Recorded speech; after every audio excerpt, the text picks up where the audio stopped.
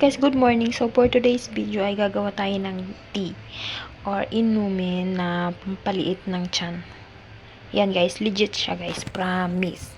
Legit siya guys. Legit siya guys. So meron tayo ditong luya. Ayan siya guys. Ito ginamit ko na ito nung nakaraan. And then of course, yung ating lemon ay medyo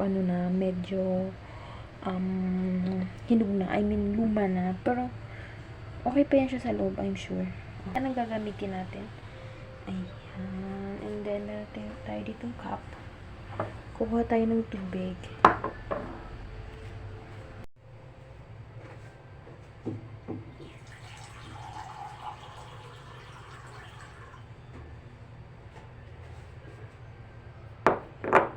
Kuha na tayo ng tubig. Ayan. Ang gagawin natin ay babalatan natin itong luya. And then, ilalagay natin dito. And then, papakuluin natin yung dalawa. Yung tubig and then yung luya. Ayan siya guys. At meron din tayo dito plato na gagamitin. So, ayan na siya guys. Simulan na natin yung pagbalat ng ating luya. Ayusin lang natin yung ating camera. Ayan.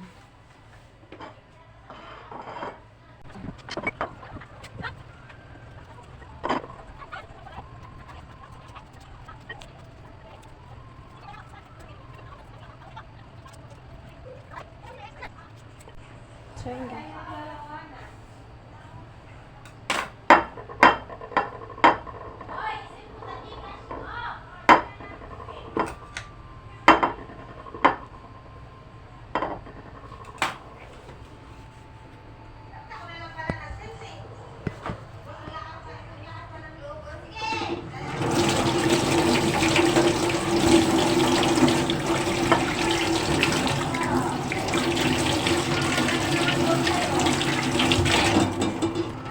Tapos na natin mahugasan yung lemon and then yung luya.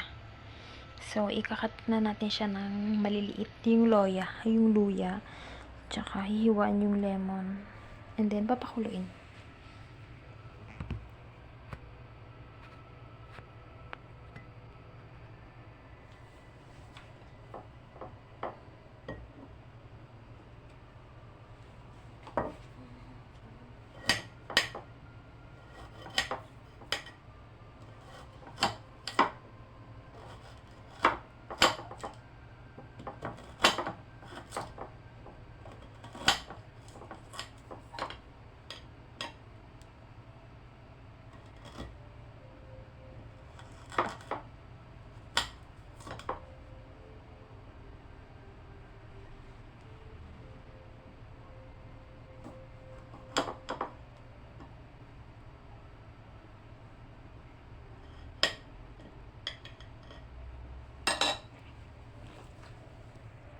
So, ngayon, ilalagay na natin siya dito sa cup.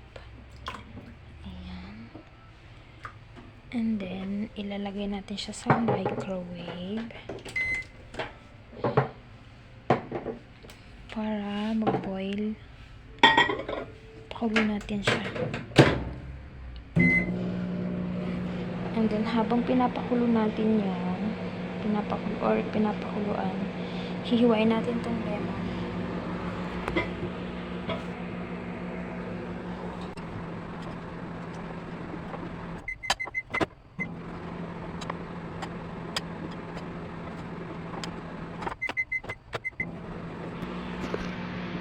Tapos na natin mahiwa yung lemon.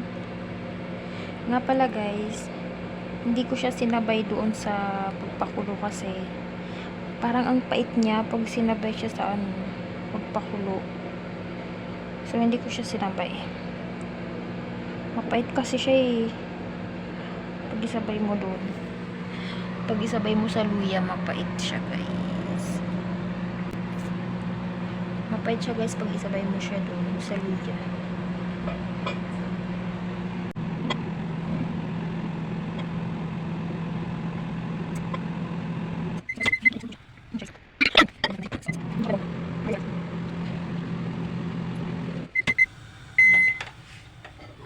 Grabe yung kulo niya guys.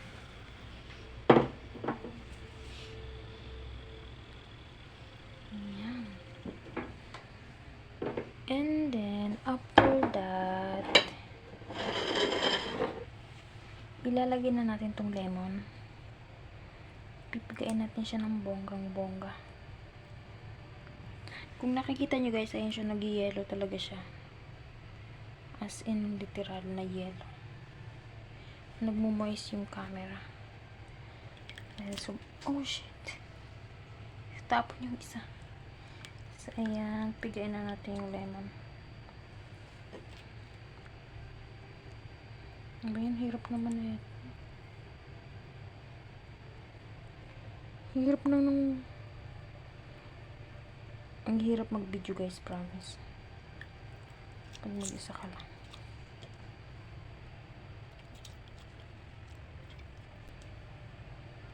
Legit to guys, nakapalit siya ng tiyan. Promise.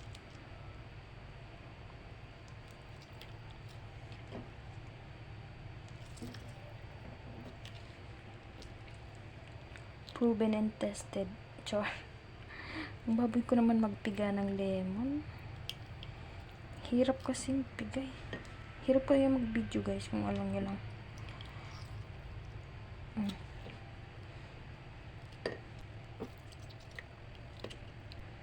Mali din kasi yung pakakat ko ng lemon. Dapat isang hiwa lang. Namang baboy ko. Okay lang, ako lang naman iinom. Ako lang to guys. Ako lang iinom nito, so. Pero napaka-unprofessional lang ginagawa ko, no. Ang gusto ko. Asim.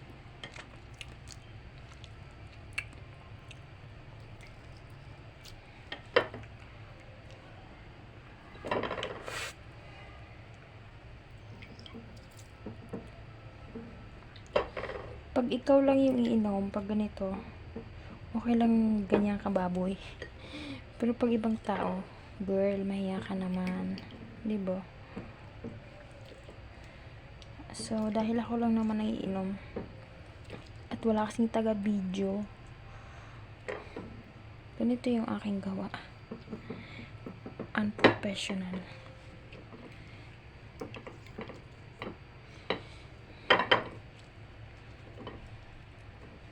Sarap nito lagyan ng asukal guys. Pero hindi naman yung asin matamis ah. Yung sakto lang. Diba? Hirap talaga. And then the last one.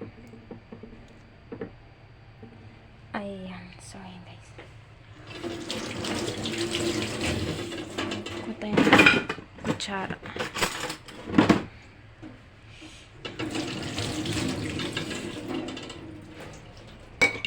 Haluin.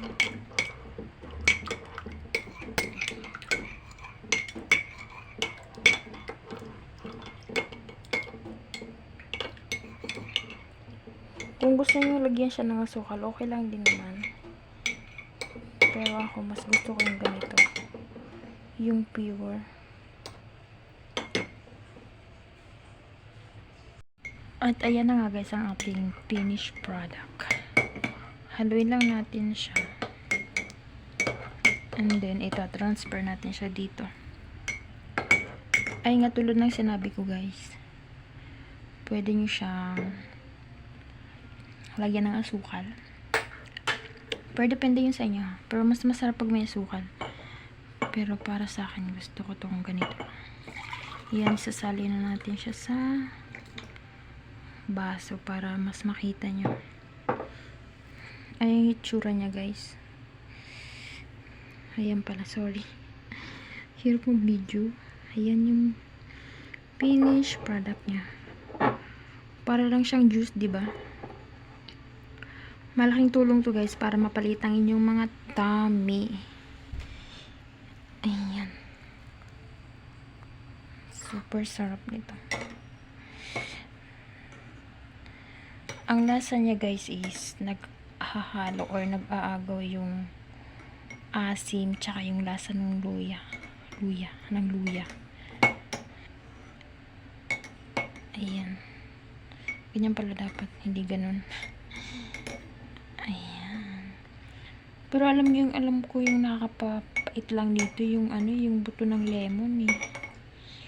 Wala kasing salaan eh. So kung may mga salaan kayo, mas okay na salain nyo yung lemon bago nyo siya dito ihalo sa luya.